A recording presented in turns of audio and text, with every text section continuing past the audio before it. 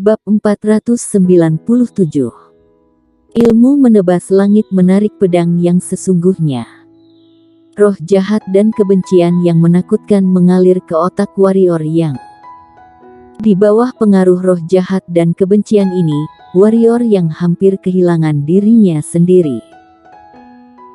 Untungnya, dia buru-buru mempertahankan pikirannya sendiri pada saat kritis, sehingga dia tidak kehilangan akal sehatnya. Tetapi dia merasa tidak enak badan saat ini, karena roh jahat dan kebencian mempengaruhi otaknya satu demi satu. Boom! Di belakang warrior yang, sayap pedang Zhou dihasut, dan warrior yang berubah menjadi bayangan lalu menghilang ke langit. Meskipun dia sangat tidak nyaman saat ini, kepalanya masih sedikit sadar. Kalau dia terus tinggal di sini dalam keadaan seperti ini dan jika seseorang datang nanti, dia akan mati selamanya. Ping! Di tempat terbuka, warrior yang jatuh ke tanah. Seluruh tanah bergetar hebat. Pada saat ini, warrior yang memancarkan beberapa tenda merah centil, dan rambutnya berubah ungu merah. Dia tampak sangat aneh. Boom! Aliran tenda merah mengalir keluar dari tubuh warrior yang kemanapun tenda merah lewat, tanah retak inci demi inci. Warrior yang sangat gembira karena menemukan bahwa dia dapat menggunakan pedang jiwa untuk mengeluarkan roh-roh jahat dan keluhan dari otaknya. Kemudian, warrior yang segera menggunakan jiwa pedang pembunuh. Semburat merah dari tubuhnya terus memancar kemana-mana. Gelombang demi gelombang, membuat tanah di sekitar berantakan. Dengan cara ini, butuh sekitar setengah jam untuk melampiaskannya sebelum warrior yang merasa jauh lebih baik. Warrior yang perlahan membuka matanya. Di matanya, dua lampu merah menyala di tanah di kejauhan, dan tanah tiba-tiba mengungkapkan lubang pedang tanpa dasar.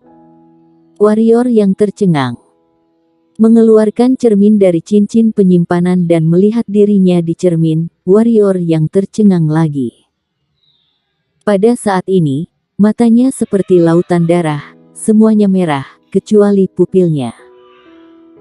Dan rambutnya pada saat ini, benar-benar berubah menjadi merah cerah, seolah-olah telah diwarnai dengan darah, sangat aneh. Omong-omong, bagaimana dengan manik iblis darah? Warrior yang melihat sekeliling, tetapi tidak menemukan manik iblis darah. Tiba-tiba, dia mengangkat tangannya dan melihat cermin di tangannya, lalu tertegun. Di tengah alisnya, tidak tahu kapan ada tato merah berbentuk manik-manik, dan ini persis seperti manik-manik iblis darah itu. Cahaya pedang menyala, dan roh pedang muncul di sampingnya. Warrior yang melihat roh pedang dan bertanya, "Ada apa?" Roh pedang terdiam beberapa saat, dan berkata, "Manik iblis darah itu menyerap terlalu banyak ki darah master sehingga meningkatkan kecerdasan spiritual. Sebelumnya, ia seharusnya mau menelanmu. Tentu saja, karena ingin terlepas dari kendalimu, tetapi tidak menyangka kamu adalah kecemerlangan niat pedang, dan telah menyadari jiwa pedang pembunuh. Jadi niat membunuh dan dendam itu bukan ancaman besar bagimu. Sebaliknya, kamu dilengkapi dengan dirinya sendiri untuk membantumu meningkatkan jiwa pedangmu." Jiwa pedang. Warrior yang dengan cepat menggunakan jiwa pedang, kemudian warrior yang tertegun, karena tidak ada lampu merah yang muncul, tetapi dia merasa ada sesuatu yang berbeda di sekelilingnya. Pada saat ini, roh pedang di samping tiba-tiba berkata, "Berhenti." Warrior yang memandang roh pedang dan melihat roh pedang mengerutkan kening saat ini. Wajahnya menunjukkan ekspresi yang sangat tidak nyaman. Warrior yang dengan cepat berkata, "Kamu." Setelah beberapa saat, roh pedang berkata, "Kamu sekarang adalah tahap ke-9 dari jiwa pedang pembunuh. Sekarang terintegrasi dengan langit dan bumi, dan tidak ada bentuk sebenarnya, tapi itu nyata." Berbicara tentang ini, Roh pedang menatap warrior yang dengan aneh dan berkata, apalagi, jiwa pedang milikmu masih bisa menyerap jiwa pedang dan energi kultivator pedang yang lebih lemah darimu. Singkatnya, jiwa pedangmu saat ini sudah dapat sepenuhnya menekan tuan alam bangsawan, karena jiwa pedangmu terintegrasi dengan langit dan bumi. Itu tidak hanya sesederhana konsepsi niat, apalagi manik iblis darah sudah terintegrasi denganmu saat ini, yaitu, jika kamu membunuh seseorang di masa depan, secara otomatis kamu akan menyerap darah orang lain untuk menyuburkan jiwa pedang pembunuhmu sendiri. Singkatnya, aku belum pernah melihat situasi seperti itu, juga tidak tahu apakah itu bagus atau tidak. Buruk.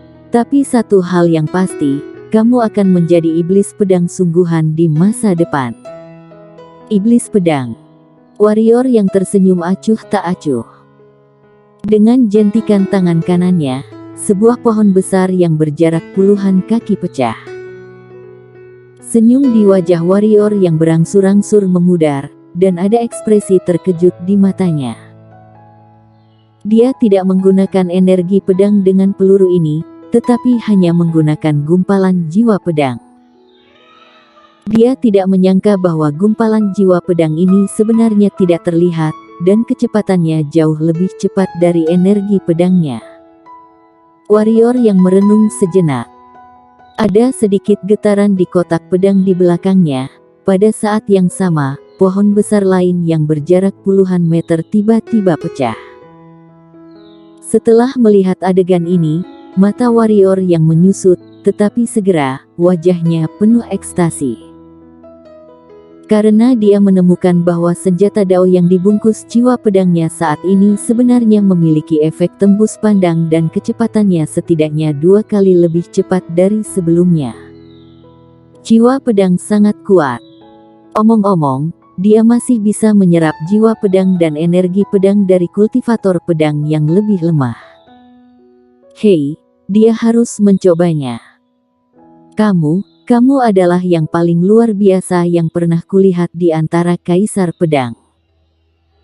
Pada saat ini, roh pedang tiba-tiba berkata, sebenarnya, kamu seharusnya tidak mencapai jiwa pedang tingkat 9 saat ini. Karena kamu belum mencapai alam bangsawan dan tidak memiliki kekuatan untuk melihat langit dan bumi, tetapi kamu telah mencapainya. Aku tidak bisa membayangkan bagaimana kamu akan tumbuh di masa depan. Ini adalah hal yang baik, bukan? Warrior yang tersenyum. Jiwa pedang tingkat 9, baginya sekarang, tidak diragukan lagi sedang memberikan hadiah. Sekarang dia sedikit lebih percaya diri tentang kesulitan yang akan dia hadapi selanjutnya. Roh pedang itu terdiam beberapa saat, lalu bertanya, tahukah kamu ilmu menebas langit menarik pedang? Warrior yang terkejut dan berkata, tentu saja aku tahu, itu adalah keterampilan pedang yang dibuat oleh seorang tetua. Keterampilan pedang ini sangat membantuku dari awal. Tapi sayang sekali. Belakangan, musuhku semakin kuat dan ilmu menebas langit menarik pedang ini tidak terlalu berpengaruh padaku. Kenapa? Roh pedang berkata, ilmu menebas langit menarik pedang tidak diciptakan oleh tetua sekte pedang, tetapi oleh kaisar pedang pertama, yang kemudian menjadi dipelajari oleh si pengembara, dan kemudian diteruskan ke sekte pedang. Diciptakan oleh kaisar pedang, generasi pertama. Lalu kenapa jadi sampah? Tanya warrior yang dengan heran. Roh pedang melirik warrior yang dan berkata, si pengembara dulu menggunakan keterampilan pedang dan hampir memotong jalan langit dengan satu pedang. Menurutmu ini sampah? Warrior yang tidak berbicara, tetapi wajahnya tidak percaya. Bercanda, ilmu menebas langit menarik pedang, diakuinya bagus, tapi dia tidak percaya kalau jalan langit hampir bisa terputus karenanya. Roh pedang berkata, ilmu menebas langit menarik pedang sekarang sangat lemah, bukan karena keterampilan pedangnya, terutama karena kamu tidak memilikiku. Tidak ada kamu. Warrior yang tercengang. Roh pedang berkata, Kaisar Pedang menciptakan ilmu menebas langit menarik pedang atas dasarku. Tampaku, ilmu menebas langit menarik pedang tidak ada bedanya dengan ilmu pedang biasa. Denganku, ilmu menebas langit menarik pedang benar-benar bisa memotong langit. Mau mencobanya? Warrior yang mengangguk tanpa ragu-ragu. Roh pedang berkata, gunakan pedang membelah ruang. Setelah berbicara, ia berubah menjadi sarung pedang kuno. Menjangkau untuk memegang sarung pedang kuno, warrior yang memasukkan pedang seketika ke dalam sarung pedang kuno. Saat berikutnya, warrior yang menghunus pedang dengan keras, kemudian, warrior yang tercengang karena dia tidak bisa mengeluarkannya. Warrior yang menarik napas dalam-dalam, dan energi hitam di tubuhnya mengalir deras ke sarung pedang kuno dengan panik, lalu menariknya dengan keras lagi, tetapi pedang seketika itu tidak bergerak. Wajah warrior yang sedikit berubah. Setelah ragu-ragu, warrior yang menuangkan semua jiwa pedang ke dalam sarung pedang kuno. Dalam jiwa pedang dan energi dalam yang masuk dengan gila-gilaan, pedang itu perlahan bergerak. Warrior yang sangat gembira, berteriak, membanting keras, pedang itu ditarik keluar, bukan karena dia tidak bisa menarik, tetapi karena dia berhenti tiba-tiba. Langit tiba-tiba redup saat ini. Awan gelap muncul di langit dan beberapa kilat perak menyambar terus-menerus di langit. Warrior yang terkejut, dia baru saja menghunus pedangnya, bisa-bisanya merubah langit. Juga, warrior yang samar-samar merasa bahwa jika dia terus menghunus pedangnya, beberapa sambaran petir di langit mungkin akan menyerangnya. Ya, dia merasa dirinya terkunci oleh sambaran petir itu sekarang. Pedang ini, mau dicabut atau tidak? Warrior yang tersenyum pahit dan menggelengkan kepalanya. Pada akhirnya, dia tidak segera mencabut pedangnya, karena dia hanya ragu-ragu sejenak. Energi hitam di tubuhnya hampir diserap oleh sarung pedang kuno. Dalam mencabut pedang secara paksa, meskipun dapat dicabut, tetapi tidak ada artinya, hanya untuk melihat kekuatan ilmu menebas langit menarik pedang, sungguh tidak bijaksana untuk menguapkan energi hitam seseorang. Kalau mau mencabut seharusnya saat menghadapi musuh. Namun, warrior yang semakin penasaran dengan ilmu menebas langit menarik pedang. Seberapa dahsyat kekuatan ilmu menebas langit menarik pedang? Bahkan langit pun takut. Bisakah itu benar-benar menebas langit? Sambil menggelengkan kepalanya, warrior yang bergerak, melaju menuju kota berikutnya. Warrior yang tidak tahu, saat dia bergegas ke kota berikutnya, apa yang dia lakukan di gerbang kota Wuyong dengan cepat menyebar. Aku mendengar bahwa Kaisar Pedang Warrior yang dari wilayah selatan membunuh ratusan orang di kota kuno, bahkan Master Alam Bangsawan, pelindung kota Wuyong, dan resimen kavalerinya tewas di tangan warrior yang.